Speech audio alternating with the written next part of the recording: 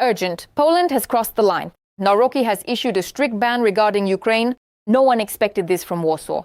Shocking details. Anti-Bandera Poland and not a gram of ammo for Ukraine. A march against supporting the AFU took place in Warsaw. Pro-Russian forces are officially pushing deep into Poland. Alarming signals. Russian tanks could end up near Przemyśl. A colonel warned of the danger. Sikorski came out with a fateful statement. The first explosion could go off any moment. Military convoys on Poland's streets. Warsaw is ready. Will Ukraine support its ally despite the insults? Don't miss the first details coming up next. Hello, this is Ukraine Today. I'm Darina Hatskalo with the latest events. A new wave of tension between Ukraine and Poland.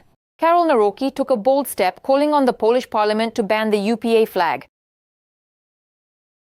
We don't want to see it in Poland, and I will do everything so that it's not in Poland. I believe the Polish parliament will pass the bill because this is the flag. Blood and soil.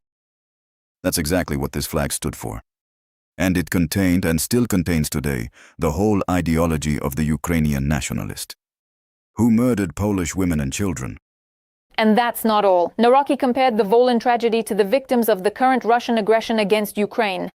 At the same time, the Polish president stated he blames not Ukrainians in general, but supporters of Bandera ideology and those who, in his opinion, associate themselves with this symbolism in the 21st century.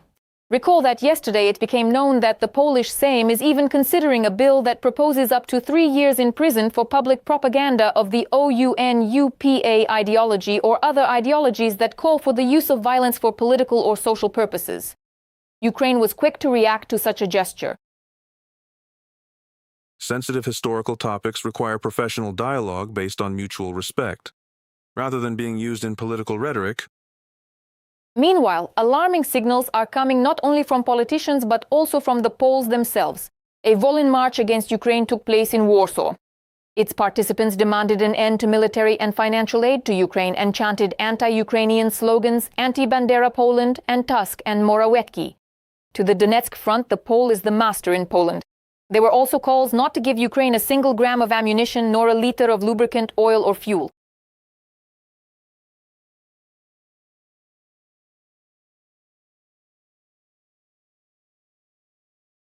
According to media reports, the march was organized for the anniversary of the Volyn tragedy by the far-right Confederation of the Polish Crown Party and its leader, Grzegorz Braun. In Poland itself, the Confederation of the Polish Crown is considered a pro-Russian force that resorts to anti-Ukrainian rhetoric. Meanwhile, an alarming statement was made in Poland. Reserve Colonel and former member of the Polish Special Forces Unit GROM, Krzysztof Przemyśl, warned that Ukraine's defeat would pose a direct threat to Poland. He suggested that Russian tanks could end up near Przemyśl. During a TVP info broadcast, he addressed Sejm Deputy Jarosław Kaczyński. If Ukraine loses the war, we will have Russian tanks near Przemyśl. Is that what you want? Przemyśl emphasized that supporting Ukraine is directly linked to Poland's security. At the same time, an alarming statement came from the Polish Ministry of Foreign Affairs. Radosław Sikorski announced that the Kremlin currently lacks sufficient resources for a direct attack on Poland. But at the same time, Moscow could resort to provocation. Warsaw is not ruling out this very scenario. Poland is closely monitoring every move by Russia and is preparing for any challenges. We have been thinking about our security regarding Russia for about 500 years, and we won't stop. Russia has invaded Poland many times. When the Russians threaten us, we take those threats seriously. However, there is also a concerning scenario for NATO. Sikorski commented on a report by The Telegraph about a possible Russian provocation against Poland. According to the publication, Moscow might try to test the strength of the alliance's reaction. Warsaw emphasizes that any signals from the Kremlin are taken with the utmost seriousness. I can neither confirm nor deny this, but the news comes from a reputable newspaper. So it is likely true. That is why we are sending a signal to the Russians that we know what they are preparing. Poland is already on alert. Media reports suggest that military convoys may appear on the country's streets. This refers to the northeastern regions of Poland as part of planned military exercises involving specific units of the country's armed forces. The Polish military department emphasized that such exercises are a regular element of the armed forces training and are conducted according to the approved combat training plan. According to the command, they are not related to any emergency or change in the military threat level, but are aimed at maintaining personnel readiness for tasks. At the same time, the military urged citizens to be extremely cautious online and not to publish routes, coordinates, equipment movements, or unit compositions. Any detail could play into the hands of the enemy, Russia. Ukraine, despite conflicts with the Polish side, takes the threat to its neighbor from the Kremlin very seriously. We have one common threat, and that is Russia. And it is very important to maintain mutual understanding, support, and to act in unity. Our countries only need strong relations. Despite sharp statements regarding the Volyn tragedy, Kyiv and Warsaw have sat down at the negotiating table. Zelensky and Navrotsky had a long conversation at the NATO summit, and new signals of support for Ukraine came from Poland.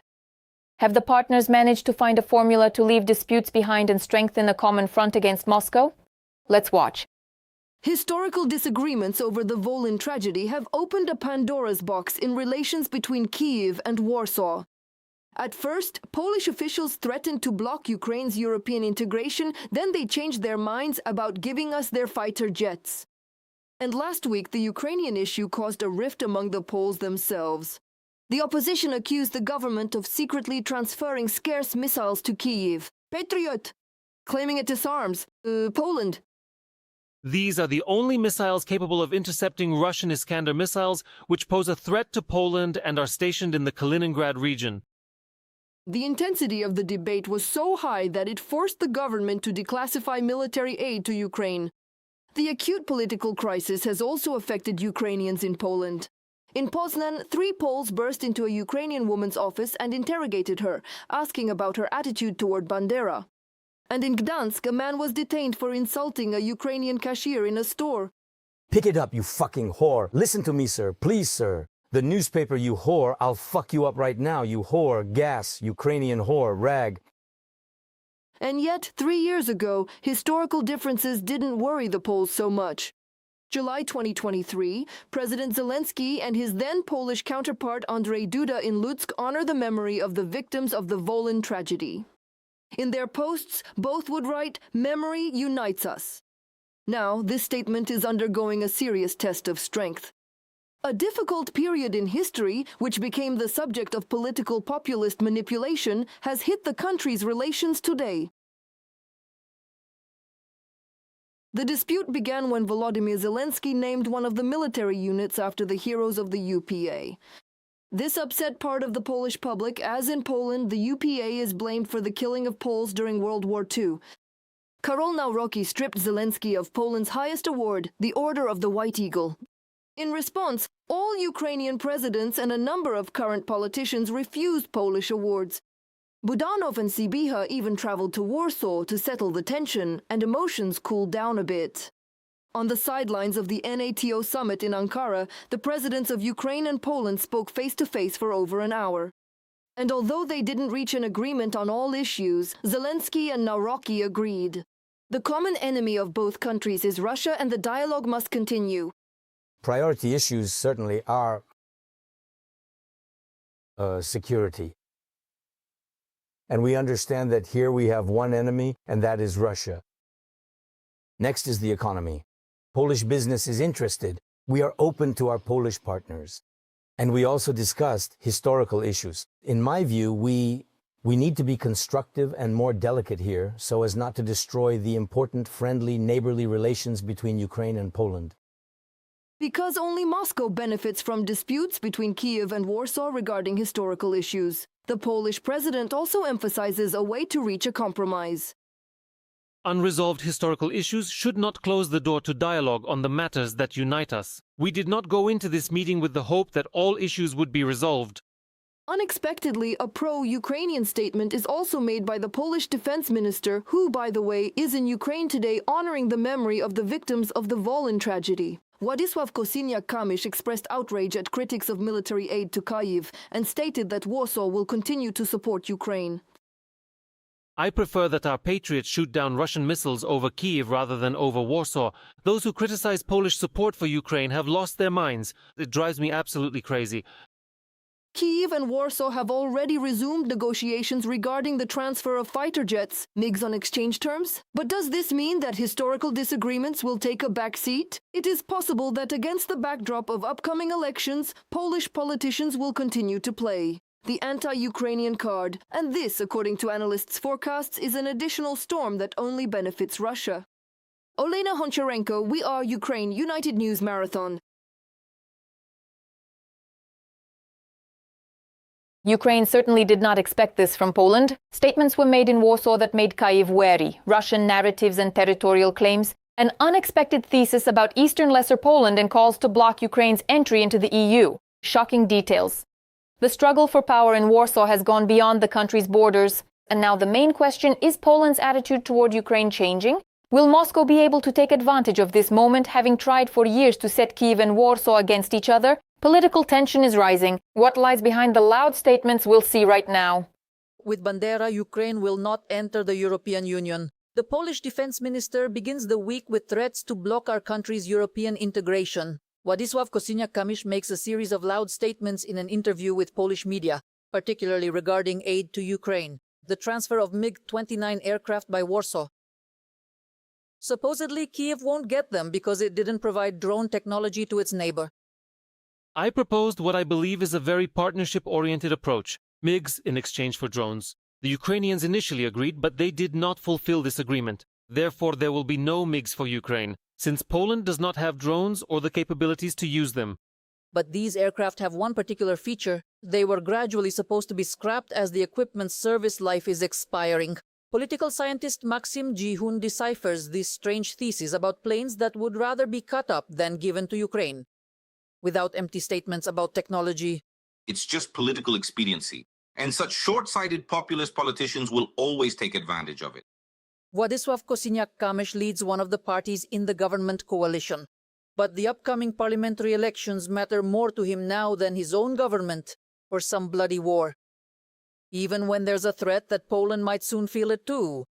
To avoid losing the right-wing rural electorate, Kosiniak-Kamysz is trying to compete with the main beneficiary of anti-Ukrainian hysteria, President Navrotsky. The idea of boldly declaring war on long-dead historical figures is extremely profitable and very safe. None of their enemies can fight back. The situation will continue to worsen. According to the expert, at least that's what the polls suggest. President Navrotsky has gained significantly from this whole story. He has essentially become the leader of this right-wing anti-Ukrainian segment of society. And there, de facto, we can predict that a sort of mini coup has occurred, if you can call it that, where he's no longer a PIS nominee, but PS will be a supporting structure for Navrotsky if things continue as they are. Navrotsky's conflict with Ukraine technically began with his first meeting with President Zelensky. When the Polish president broke diplomatic rules, instead of visiting Ukraine as president-elect, he demanded the Ukrainian president come to Poland. And instead of a friendly hand, he presented a book about the Volhynia tragedy. At the time, Kyiv decided not to dwell on it, the head of state said in an interview with Anya Mazur.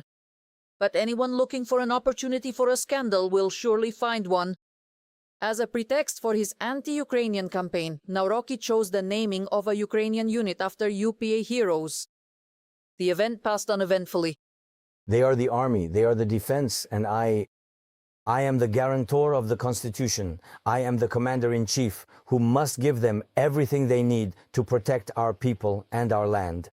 And if they are truly motivated and inspired by their heroes, by the names of those heroic and historical figures whom they deeply respect and admire, and if this is something that is genuinely very important and meaningful to them, then I must absolutely do everything they tell me to do, without hesitation. In Ukraine, popular news resources didn't even notice this fact until it suddenly exploded in the presidential palace in Warsaw. The transition from the usual diplomatic dissatisfaction to a full-scale interstate démarche happened so rapidly that the withdrawal of the Order of the White Eagle began to resemble a long-prepared special operation sitting in Navrotsky's desk drawer. And the historical grievances of Polish right-wing politicians and experts against Ukraine literally flooded all the media. And then there's the timely date, July 11th, the day of remembrance for the victims of the Volhynia tragedy. The only trouble is that all these slogans practically mirrored Russian television. They've talked themselves almost into territorial claims. For Putin, it all started with the term Novorossiya. From the Polish president, we heard Eastern Lesser Poland. In my opinion, and above all, in the opinion of President Karol Nawrocki, crimes against humanity in Volhynia and Eastern Lesser Poland. This is not the path to the West, the civilized world, and shared European and transatlantic values. The term Eastern Lesser Poland was invented by the Polish authorities in the interwar period from 1918 to 1939 and never existed before that. It effectively denies the Ukrainian ownership of these lands. All to emphasize the Polishness of Eastern Galicia and legitimize Polish rule over the Ukrainian population on these lands, calling them part of historical Lesser Poland. Therefore, such a statement from the presidential office is precisely a violation of shared European and transatlantic values. The idea of an independent Ukraine never appealed to our neighbors to the east, but as for the Russian imperialists, unfortunately, it turned out sworn. Friends were lurking on the other side. So the decision to create a pantheon of fighters for an independent Ukrainian state, which President Zelensky proposed on Ukraine's Constitution Day, became a new pretext for accusing Ukrainians of all deadly sins. The trouble is that this entire anti-Ukrainian special operation has several simple and cynical explanations. In fact, I see behind all this an absolutely pragmatic cynicism, both political and economic. Neither the UPA nor Bandera nor Shushkevich have anything to do with it. One must see that a political struggle is underway, and in this political struggle, these cynical Polish politicians are speculating on themes of Ukrainian national memory in the fight against their competitors. And the second reason is the economy, because they are lobbying for the interests of their agricultural sector, which fears Ukraine's accession to the EU, which does everything to complicate our European integration, and which will indeed block Ukraine's entry into the EU, but not because of Bandera, Shushkevich, the UPA, or the OUN, but because of the cold hard cash they are afraid to lose. Fortunately, there is another half of Poland. And so far, we have managed to talk to them even on the most difficult topics. And more importantly, to find ways out, in particular to propose candidates for heroes in the pantheon who are equally great for both Ukraine and Poland. With such an idea, Ukraine's top diplomat arrived in Warsaw. Andriy Sybiha was just returning from Japan and his colleague Radosław Sikorski from a trip to South Africa. Our job as diplomats is to maintain dialogue and utilize the entire diplomatic toolkit to solve problems. It's time to set emotions aside. Ukraine is fighting an existential battle with the support of our allies and partners. Here is how Radosław Sikorski answered a question about the Ukrainian pantheon after this meeting. For me, one of the differences between Ukraine and Russia is that in Russia, they still honor the mass murderer Lenin, with monuments erected to him there. In Ukraine, however, these monuments have been dismantled. So we hope that Ukraine will show us that its heroes are people whom we can all agree on, rather than people who will divide us. Now more than ever, diplomacy needs silence, says the head of the Polish Foreign Ministry. Kyiv suggests taking advantage of this silence to hold anti-crisis consultations between diplomats of both countries. Andriy Sybiha also voiced the idea of organizing a meeting of historians who participated in the Polish-Ukrainian Congress in May and involving religious leaders from both countries in the dialogue. We don't have common problems. We have issues. Let the institutions sort them out in detail. Let them handle it. We have shared borders, partnership, neighborliness, and friendship between our peoples. And we have a common enemy, and that is Russia. We are definitely not enemies to each other.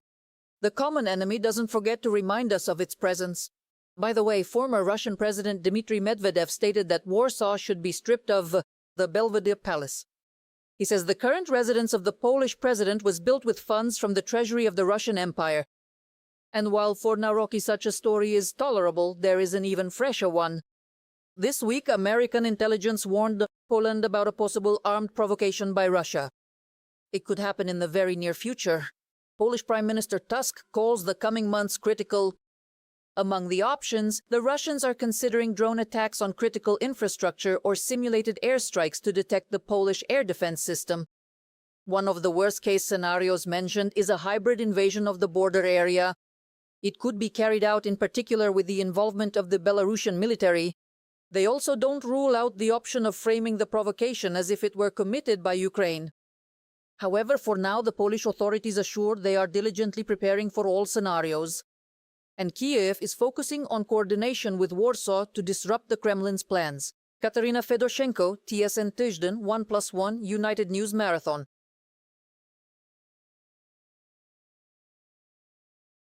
The Poles are absolutely livid about this. A new spiral of tension between Ukraine and Poland flared up after Volodymyr Zelensky's decision. The president signed a decree to create a national pantheon, a place where in the future prominent Ukrainian state builders, presidents, military personnel, leaders, Nobel Prize laureates, as well as iconic figures of culture and science will be honored. However, in Warsaw, this initiative was once again met with sharp criticism. Historical themes have once again become a point of conflict. Ultimately, why the Poles are bursting with anger, more on that in a moment. In France, the Pantheon in Paris. In Poland, the Wawel Royal Castle Kyiv.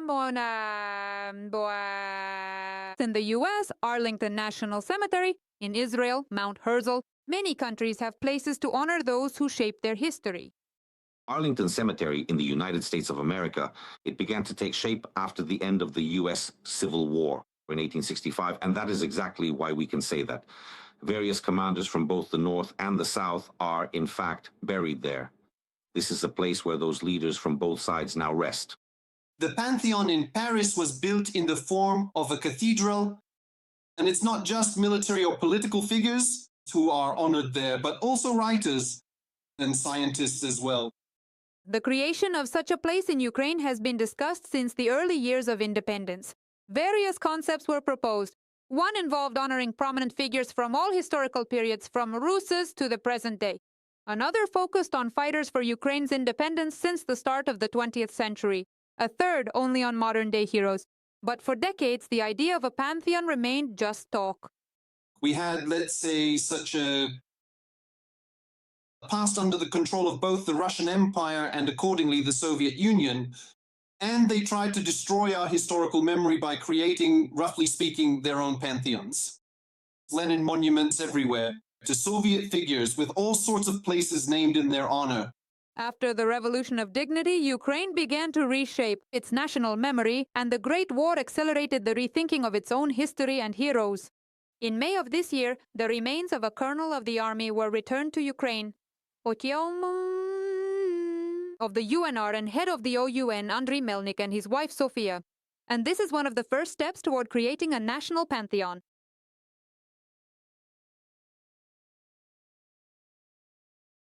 A month later, the president submitted the bill to the Verkhovna Rada. The names of all the heroes who across different centuries and eras bravely fought for the sake of Ukraine, who inspired Ukraine and its people, will be united and forever inscribed in our history with a capital letter, with great respect. And just a few days later, the document was supported by Parliament. 287 in favor. Decision made. The law is passed in full. So what will the national pantheon be like? We must have a place that will be a concentration of the national memory of Ukrainians, but there certainly won't be many, only the most prominent figures in our history. We say Ukraine and immediately certain names come to mind, certain surnames of people who are strongly associated with Ukraine. Exactly who is still being decided. By law, there are several categories of honorees. These are leaders of Ukrainian states from the times of Rus to the present, presidents of Ukraine, commanders-in-chief of our armies of different times, Ukrainians who made an exceptional contribution to state-building, science, culture, and sports, as well as Nobel Prize laureates. As for contemporaries, at least 20 years must have passed since the day of their death. At the same time, the concept of the pantheon does not imply that all prominent Ukrainians will be reburied. But what about Taras Shevchenko, for example? What about Lesia Ukrainka? What about Ivan Franko? Because they are the undisputed creators of Ukrainian identity, but they have worthy burial sites. For such cases, the law provides that cenotaphs or other such memorial structures can be established for these people. Who is worthy of the national pantheon will first be evaluated by a special commission of historians, scientists, and public figures. Its conclusion must then be supported by the parliament. The president, the government, and deputies will be able to propose candidates. They also want to give this opportunity to Ukrainians through electronic petitions.